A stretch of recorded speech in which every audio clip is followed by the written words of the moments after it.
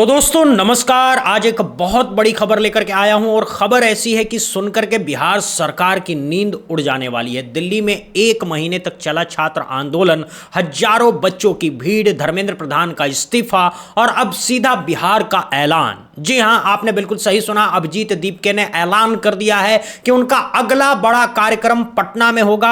अब सवाल यह है कि आखिर अभिजीत दीपके पटना में करने क्या वाले हैं? क्या बिहार में भी एक बहुत बड़ा तूफान आने वाला है? क्या बिहार की सरकार भी हिलने वाली है? इस विषय पर आज हम खुलकर के बात करेंगे। दोस्तों, बात यह है कि दिल्ली में जो कुछ भी हुआ वो कोई मामूली आंदोलन नहीं था, वो एक चिंगारी थी जो अब पूरे देश में आग बनने वाली है। जंतर मंतर पर बैठे छात्रों ने वो कर दिखाया जो सालों से कोई नहीं कर पाया था। एक कैबिनेट मंत्री की कुर्सी छीन ली, सरकार को घुटने पर ला दिया और अब वही चिंगारी बिहार पहुंचने वाली है। दोस्तों, हाल ही में एक वायरल वीडियो में एक छात्र अभिजीत दीपके से बहुत भावुक होकर के एक अपील करती हुई दिखाई देते हैं। वो बिहार से हैं और उन्होंने अभिजीत दीपके से हाथ जोड़ करके विनती की है कि भैया एक काम कीजिए, बिहार के सम्राट चौधरी को भी हटवा दीजिए। भैया एक्चुअली मैं ये रिक्वेस्ट करना चाहती हूँ, बिहार के सम्राट चौधरी को भी हटा दो।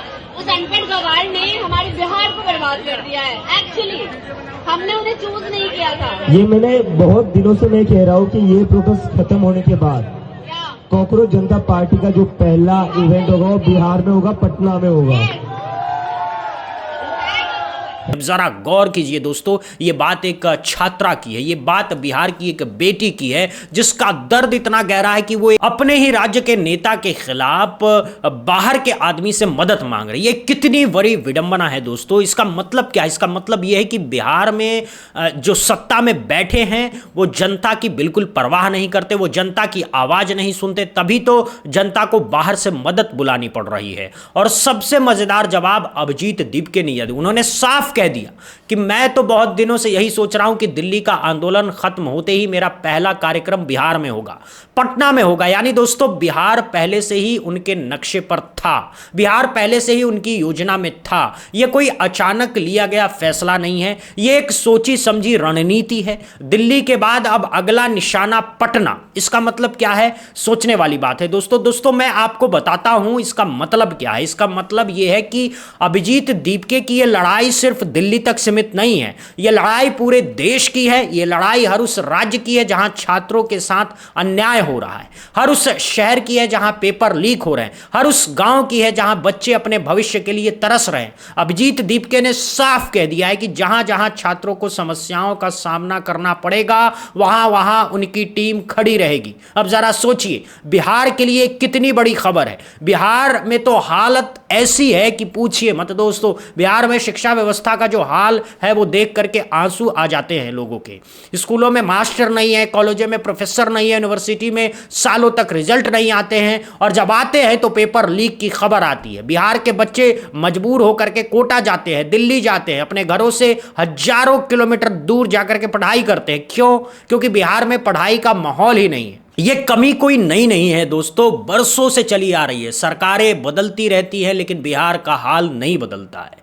और अब जब एक बाहरी आदमी वहां जाने की बात कर रहा है तो पूरे बिहार में एक अजीब सी उम्मीद जागी है। लोग सोच रहे हैं कि शायद अब कुछ बदलेगा, शायद अब तो कोई सुनने वाला मिलेगा, शायद अब जो जनता का दर्द है वो सत्ता के कानों तक पहुंचे। दोस्तों, हाल के महीनों में देश भर में एक के बाद एक बड़े मुद्दे सामने आए हैं। नीट का पेपर लीक हुआ, यूजीसी नेट रद्द करना पड़ा, कई प्रतियोगी परीक्षाओं में गड़बड़ी सामने आई। हर पेपर लीक के साथ लाखों बच्चों का सपना टूटता है, हर पेपर लीक के साथ माँ बाप की मेहनत की कमाई डूबती है, हर पेपर लीक के साथ देश का भविष्य अंधकार में जाता है। और सरकारें क्या करती है? बयान देती है, कमेटियां बनाती है, जांच बैठाती है, फिर सब कुछ धूल में दब जाता है। फिर अगली परीक्षा में फिर वही खेल, फिर वही तमाशा, फिर वही रोना धोना। दिल्ली के जंतर मंतर पर हजारों बच्चे इसलिए तो जुटे थे, वो सिर्फ अपने लिए नहीं लड़ रहे थे, वो पूरे देश के करोड़ों बच्चों के लिए लड़ रहे थे और उनकी लड़ाई रंग लाई।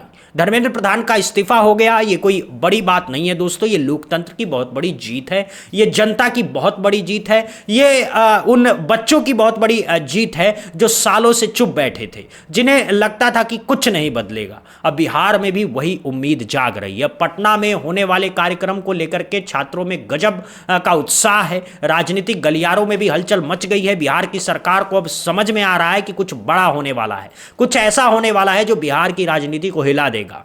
अब सवाल यह है दोस्तों, पटना में जो कार्यक्रम होगा वो सिर्फ एक इवेंट होगा या फिर किसी बड़े आंदोलन की शुरुआत होगा? मेरी समझ से तो बड़े आंदोलन की शुरुआत ही है, क्योंकि जब बिहार जैसा राज्य जागता है तो पूरा देश जागता है। बिहार की एक खासियत है दोस्तों, यहां जब आंदोलन होते हैं तो इतिहास बनते हैं। याद कीजिए 1974 का जेपी आंदोलन बिहार से ही शुरू हुआ था और पूरे देश में फैल गया था। इंदिरा गांधी की सरकार तक हिल गई थी। बिहार के बच्चों में एक अलग ही जज्बा होता है, एक अलग ही जुनून होता है। वो जब सड़क पर उतरते हैं तो सत्ता की चूल्हे हिला देते हैं। अब देखिए दोस्तों, उस छात्र ने क्या मांग की, उसने सम्राट चौधरी को हटाने की मांग की। वो साफ कह रही है कि हमने उन्हें चुना ही नहीं। अरे भाई, ये लोकतंत्र है, यहां जो जनता चुनती है वही सत्ता में आना चाहिए।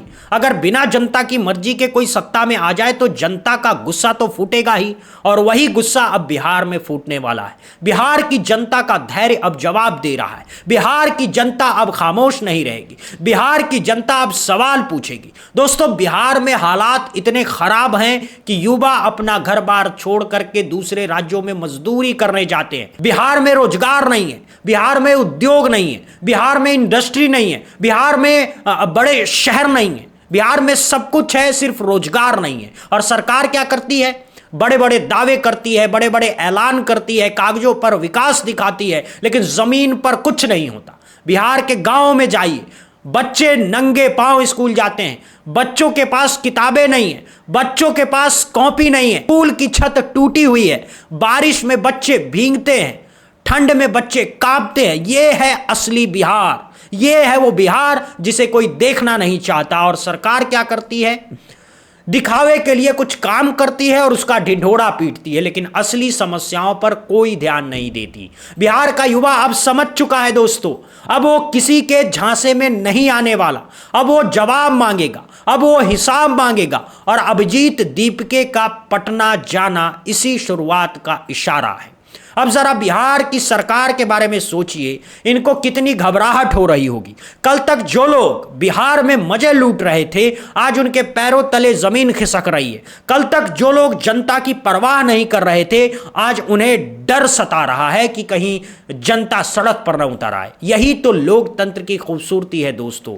यहां जनता जब जागती है तो सत्ता को झुकना पड़ता है, यहां जनता जब बोलती है तो सत्ता को सुनना पड़ता है। और अब बिहार की जनता जागने वाली है, अब बिहार की जनता बोलने वाली है। अब देखिए दोस्तों, एक और बात, बिहार में जल्दी ही चुनाव होने वाले हैं, विधानसभा चुनाव होंगे। और ऐसे समय में जब एक बड़ा आंदोलन खड़ा हो जाए तो सरकार की क्या हालत होगी, यह सोचने वाली बात है। चुनाव से पहले जो लहर बनेगी वो पूरे बिहार का नक्शा बदल सकती है, और यही तो सत्ता में बैठे लोगों की सबसे बड़ी चिंता है। इसीलिए तो अब हर मंच से बिहार के मुद्दे उठाए जाने लगे, इसीलिए तो अब हर नेता बिहार जाने की योजना बना रहा है। लेकिन दोस्तों, जनता समझदार है, जनता पहचान चुकी है कि असली मददगार कौन है और नकली मददगार कौन है।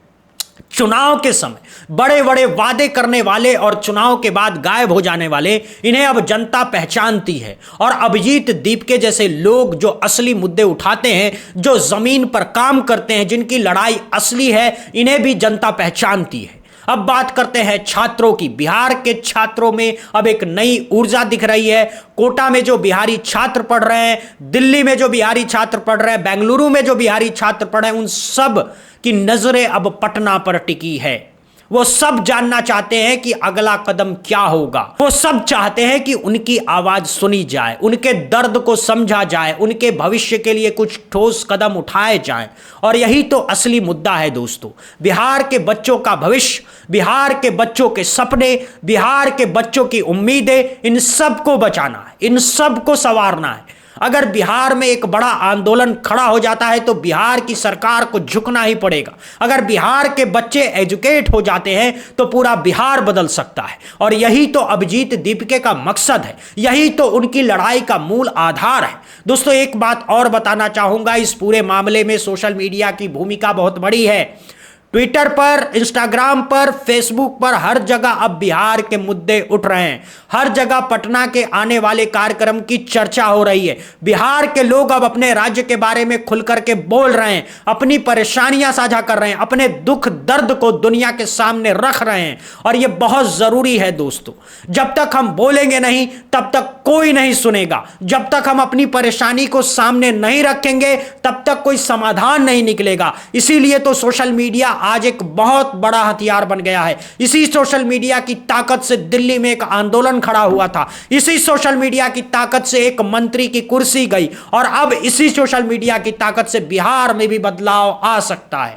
अब बात करते हैं आने वाले दिनों की। पटना में जो कार्यक्रम होगा उसका असर पूरे बिहार पर पड़ेगा। फिर वहां से एक लहर उठेगी जो बिहार के कोने कोने तक पहुंचेगी, गांव गांव तक पहुंचेगी, शहर शहर तक पहुंचेगी, और फिर वो लहर पूरे देश में फैलेगी। क्योंकि दोस्तों बिहार की एक और खासियत है, बिहार जब जागता है तो पूरे देश को जगाता है। बिहार में जब आंदोलन होता है तो देश की राजनीति बदलती है। बिहार का इतिहास इसी बात का गवाह है। तो आने वाले दिन बहुत रोचक होने वाले हैं, बहुत महत्वपूर्ण होने वाले हैं, बहुत ही ऐतिहासिक होने वाले हैं। हम सबकी नजरें पटना पर होंगी, हम सबकी नजरें अभिजीत दीपके पर होंगी, और सबसे बड़ी बात, हम सबकी नजरें बिहार की उस युवा शक्ति पर होगी जो अब अपने हक के लिए खड़ी होने वाली है। दोस्तों मैं एक बात कहना चाहूंगा कि यह सिर्फ बिहार की लड़ाई नहीं है, यह पूरे देश की लड़ाई है। आज बिहार में हो रहा है, कल किसी और राज्य में होगा, परसों किसी और राज्य में होगा। धीरे धीरे करके ये आग पूरे देश में फैलेगी, और तब वो दिन आएगा जब जनता को उसका हक मिलेगा, जब बच्चों को उनका भविष्य मिलेगा, जब हर व्यक्ति को इंसाफ मिलेगा। बस इसी दिन का इंतजार है दोस्तों। बाकी दोस्तों आप बताइए इस पूरे मामले पर आपकी क्या राय है? क्या आपको लगता है कि अभिजीत दीपके का बिहार आना छात्रों के लिए फायदेमंद होगा? क्या आपको लगता है कि पटना में होने वाला कार्यक्रम कोई बड़ा संदेश देने वाला है? क्या आपको लगता है कि बिहार में भी दिल्ली जैसा आंदोलन खड़ा हो सकता है? क्या आपको लगता है कि सम्राट चौधरी को हटाने की मांग सही है? कमेंट बॉक्स में जरूर बताइए। आपकी एक राय हमारे लिए बहुत कीमती है। अगर आप बिहार से हैं तो जरूर बताइए कि बिहार के असली मुद्दे क्या हैं, बिहार में क्या क्या समस्याएं हैं, कौन कौन से नेता जनता की परवाह नहीं करते, और आप क्या बदलाव चाहते हैं। वीडियो पसंद आया हो तो लाइक कीजिए, ज़्यादा से ज़्यादा शेयर कीजिए, खासकर बिहार वालों तक ज़रूर पहुंचाइए ताकि वो भी जान सके कि अब उनकी आवाज़ दूर पहुंचने वाली है। चैनल पर नए हैं तो सब्सक्राइब करके घंटी का बटन दबा दिए ताकि हर बड़ी खबर सबसे पहले आप तक पहुंचे। दोस्तों अभी के लिए बस इतना ही। देखते रहिए बुद्धा इंस्पायर्ड। जय हिंद, जय भारत, वंदे मातरम।